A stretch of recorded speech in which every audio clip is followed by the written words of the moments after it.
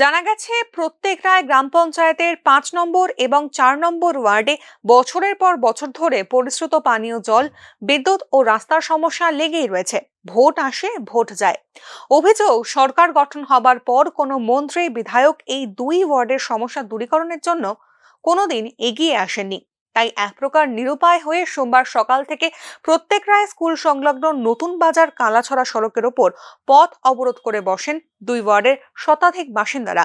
অবরোধকারীরা কলসি বালতি পথে রেখে কাঠ ফাটা রোদে দাঁড়িয়ে প্রতিবাদ করতে থাকেন। যত সময় গড়াতে থাকে ততই প্রতিবাদ তেজি হতে থাকে। খবর পেয়ে ঘটনাস্থলে ছুটে আসেন কদমতলা থানার পুলিশ।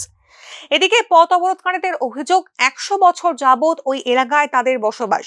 তাদের উত্তরসূরিদের মৃত্যু হয়ে গেলেও তাদের পরিশ্রুত পানীয় জল, বিদ্যুৎ ও রাস্তার সমস্যা আজ পর্যন্ত নিরসন হয়নি। তাছাড়া ৪ নম্বর ওয়ার্ডের ৪০ থেকে ৫০টি পরিবারের যাতায়াতের একমাত্র রাস্তাটি চলাচলের অনুপযোগী হয়ে রয়েছে। তাদের সমস্যা নিয়ে স্থানীয় পঞ্চায়েত থেকে শুরু করে বর্তমান বিধায়ক যাদবলাল নাথ, এমনকি ডিডব্লিউএস ও বিদ্যুৎ দপ্তরের কাছে আবেদন জানিয়েছেন, কিন্তু কেউই তাদের সমস্যা নিরসনে উদ্যোগ গ্রহণ করেননি বলেই অভিযোগ। ২-৩ বছর থেকে আমাদের এই গ্রামবাসীর অনেক প্রবলেম। যেমন প্রথমত কোন গ্রাম? এটা হলো প্রত্যেকটা গ্রামসভা ৫ নম্বর ওয়ার্ড। আগে ছিল ৩, এখন ৫ হয়েছে। এখন আজকে ২-৩ বছর থেকে দেখেন জলের সমস্যা। বিভিন্ন উপর লেভেল থেকে তারা আইসে দেখছে, চেকিংও করছে। জল আমরা আশ্বাস দিছে যে সপ্তাহ ১০ দিনের ভিতরে তোমরা ওপেন জল খাইবা। এরপরে দেখা গেছে যে না, তারা আইয়া মানে দেখাশোনা করিয়া যায়, আশ্বাস দেয় গ্রামবাসীরে যে তোমরা ১০-৭ দিনও জল আয়, পরের দিন আয়, এর পরের দিন আয়, দেখা যায় ২-৩ দিন আয়, এরপর থেকে আর জল নাই। আজকে এইখানে পথ অবরোধ করানো হলো, বিভিন্ন মানুষ অতিষ্ঠ হইয়া আজকে এইখানে রাস্তা অবরোধ করা হয়েছে। এখন আপনারা কি এটা কি পুরো গ্রামের সমস্যা নাকি আপনাদের কোনো এলাকার সমস্যা? আমাদের এই ৫ নম্বর ওয়ার্ডের পুরো সমস্যা, এবং ৫ নম্বর এই ওয়ার্ডটা কত জানি এই ৪ নম্বর ওয়ার্ডেরও সমস্যা জলের।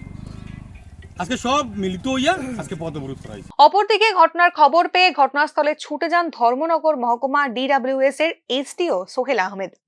তিনি পথ অবরোধকারীদের সঙ্গে দীর্ঘ আলোচনা করে তাদের আশ্বস্ত করেন সোমবার থেকেই জল সরবরাহ করা হবে। তাছাড়া বিদ্যুৎ দপ্তরের সাহায্য সহযোগিতা পাওয়া যাবে বলে তিনি অবরোধকারীদের আশ্বস্ত করেন। সঙ্গে স্থানীয় পঞ্চায়েতের তরফে রাস্তার বিষয়টি মেরামতের জন্য পদক্ষেপ নেওয়া হবে বলেও পঞ্চায়েতের তরফে আশ্বস্ত করা হয়। অবশেষে ১ ঘন্টা পর পথ অবরোধ প্রত্যাহার করা হয়। দীর্ঘ ১ ঘন্টা পথ অবরোধের জেরে যাত্রী ও যান চালকের দুর্ভোগ চরমে ওঠে। ধর্মনগর থেকে কিশোর রঞ্জন হোরের রিপোর্ট, নিউজ নাও।